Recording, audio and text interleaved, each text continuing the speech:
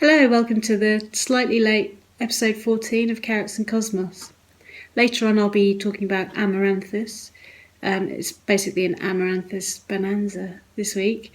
But firstly, let's see what Jazz has been up to. So Jazz, it's over to you. Just having a little look at my Cosmos, and they're only young, but one or two of them are already starting to bud.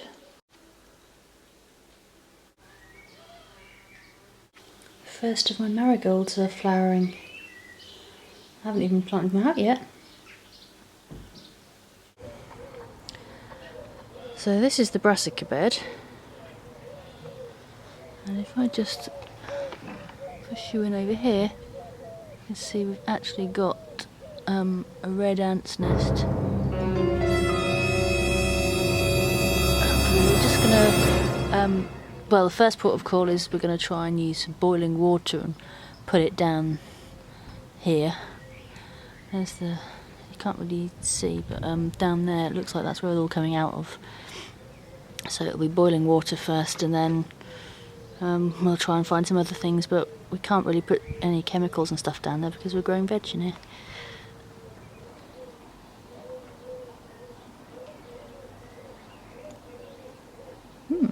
He's interested in the ants.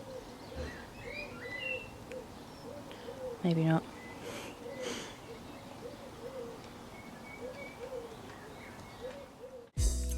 Kath is sporting the latest style in sock and footwear design. Completely unique, and I'm sure you'll agree, very attractive.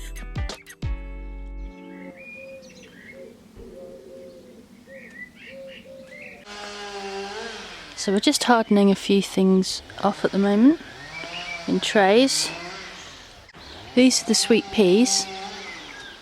They've obviously way outgrown their pots, and they should have been planted out ages and ages ago, but because of the weather and things like that we couldn't.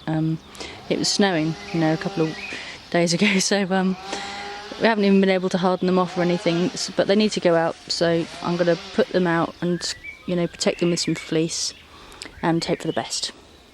So this is the broad bean bed. As you can see, things have been nibbling some of the leaves, so we'll have to put some of the organic slug pellets down.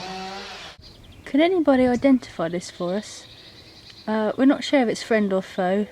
It looks like a foe. So we're just finishing off. This is the Pea and Bean Bed. So we're getting there with that now. We've done the structures for the runner beans and the borlotti beans, should we get any. We've got two up, basically. We've got one borlotti and one runner bean, so we're going to sow some now and see if they do any better. We've also got the Joan Doyle runner beans, but they're really stunted, so I'm not sure. Well, we're going to plant them, but maybe not yet because they haven't been hardened off. So there's the runner bean, sweet pea in the middle, and the borlotti bean. And these we put 6 sweet peas climbing up here. This is where the Monge 2 will go. The Monge 2 are in the pots. We just put them there just so we can figure out where we're going to put them. But I'm going to sow some more at that end because we've only got 3. But now we're going to sow the Monge 2, Sweet Horizon, and Nasturtium tall mixed.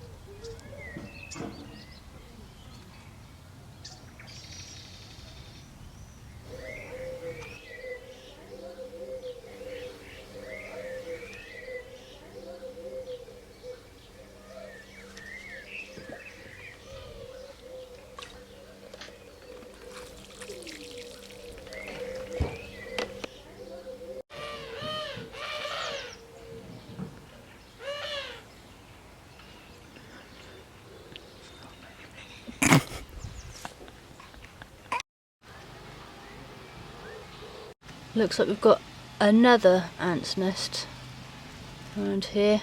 We've had 5 so far, black ants and red ants. So any advice on getting rid of these in an organic way without chemicals, please let us know. So at the moment it's boiling water.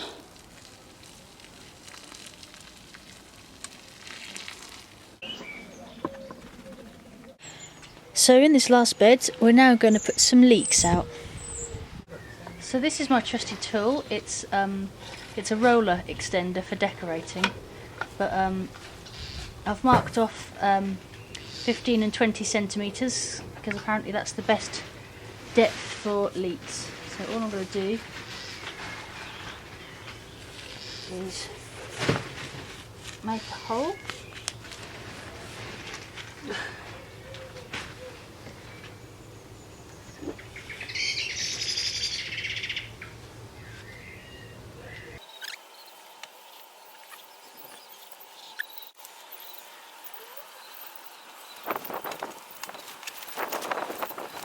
And here are my leeks. The variety is Baby Porvite and they were planted on the 26th of February.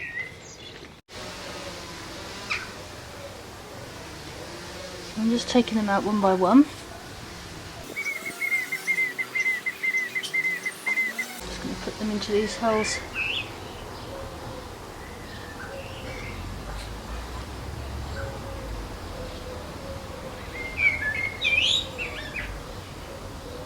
Try and get them right down to the bottom.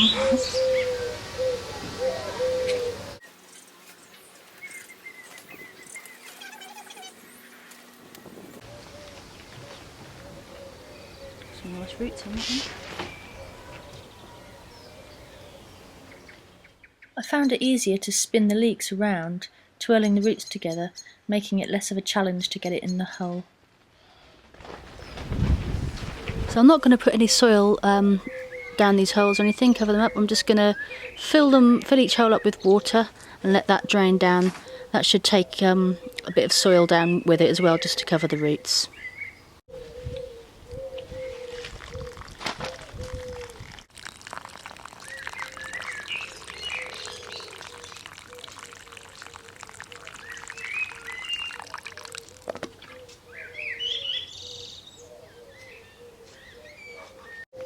So there's 16 planted out, and I have sowed some others. If they come out, then I'll finish that third row off with the new younger ones.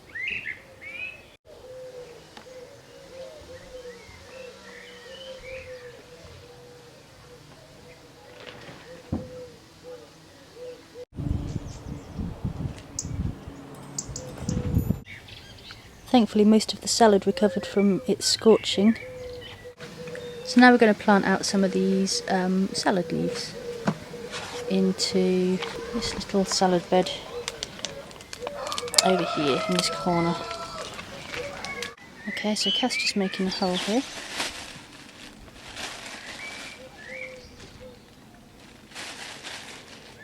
And we're putting some worm cast in it.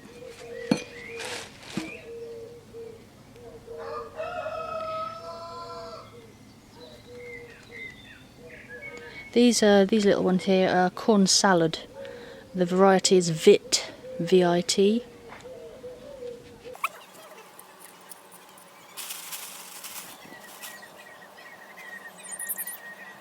So that's that row done. So the next row is a mustard. The variety is Golden Frills.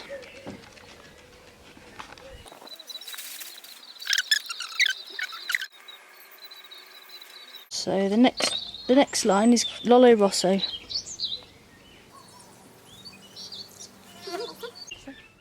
And then we have some mixed lettuce.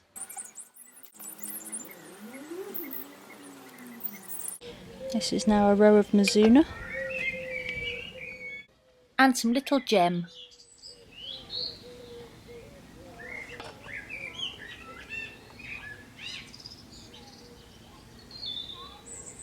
The last salad leaf we're putting in is Rocket, and it's a variety called Dragon's Tongue. If you look carefully at these, you can see the red lines on the leaves. And now we're just mulching around the lettuces just to give it that bit of extra protection.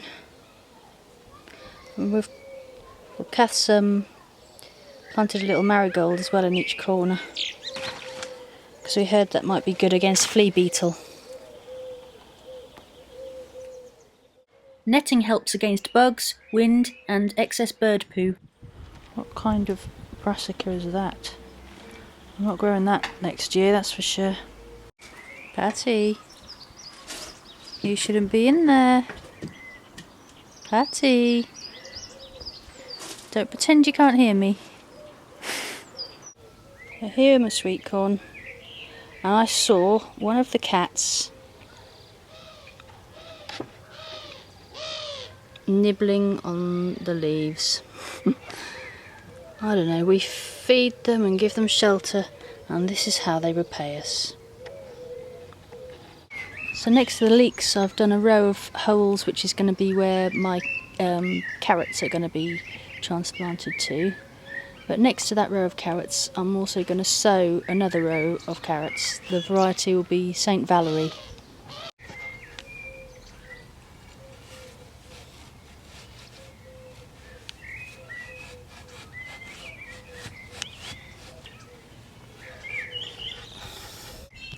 I learnt that trick from Adam at Allotment Grow. Cheers, Adam. I'm going to sow one of these carrot seeds about every 10 centimetres all the way along, because I don't really want to thin out and attract the root fly, carrot root fly.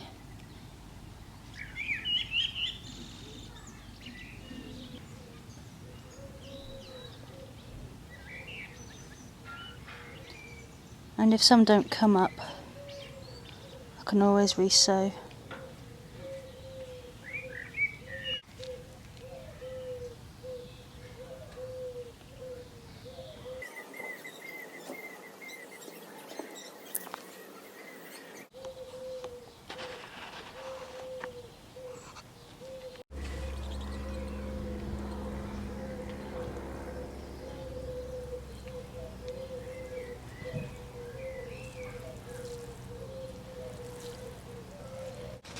And next to the St. Valerie carrots, I've done a row of cosmic purple carrots.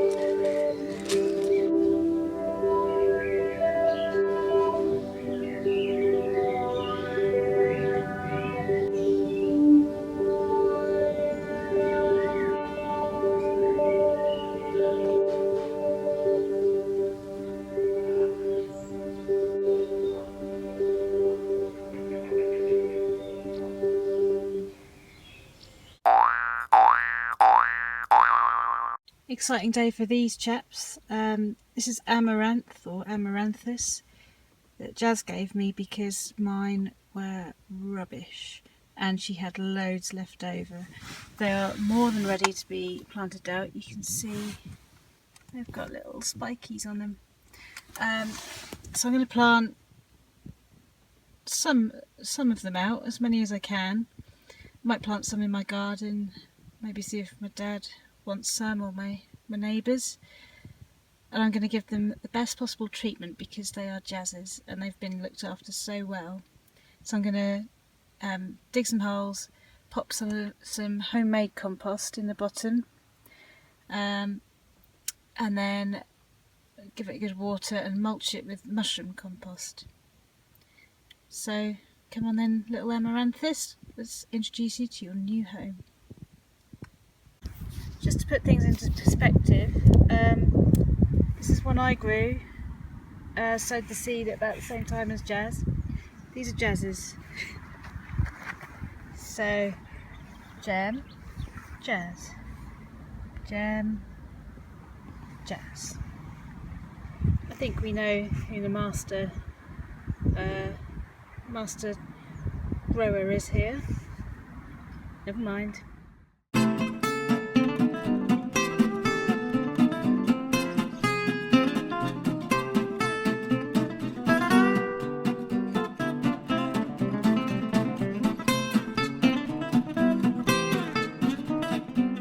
Okay, more Amaranthus, whatever. The good thing about it, of course, is that you can eat the seeds, the leaves, use the flowers. So it's good to have lots of it. I hope you like it. I'll try and look after them for you, Jazz, I promise. Here comes Dunstan. Hello. One success are these little gems that I planted out in January in the seed. You know, I sowed the seed, so to speak, January, and they've come up like this, so that's really good for me. These other ones, however, I got from home base, so we won't talk about those. But these I grew myself, and there's a little marigold down there that's growing. So that's most of Jazz's seedlings planted up in the allotment, but I've still got all these left now, which I've potted up into slightly larger pots to keep them going for a while. And all that's left to do now is to count them. Amaranthus, Amaranthus, Amaranthus, Amaranthus, Amaranthus, Amaranthus, Amaranthus, Amaranthus, oh, Amaranthus. Come on and count that Amaranthus. So I reckon my allotment neighbour might have some, and maybe I can palm some off from my dad, but you can eat them. You can eat the leaves, you can eat the stems, you can have them in a stir fry. Apparently the seeds you can use as like popcorn and fry it with honey and molasses, wherever molasses are. The seeds are also ground to make like a gluten-free flour, so it's good for all you gluten-free people out there. And apparently you can eat the flowers as well. So I looked it up tonight and I do think they are the edible version. I really hope so. Otherwise they might be even harder to get rid of. Or you're going to poison someone. Or I'm going to poison someone. Okay, cut. So that's it from me and Jazz this week. Hope you've enjoyed watching. I'm going to get to the allotment and start filming for episode 15 because it's been very neglected lately. So we hope to see you then. Bye bye.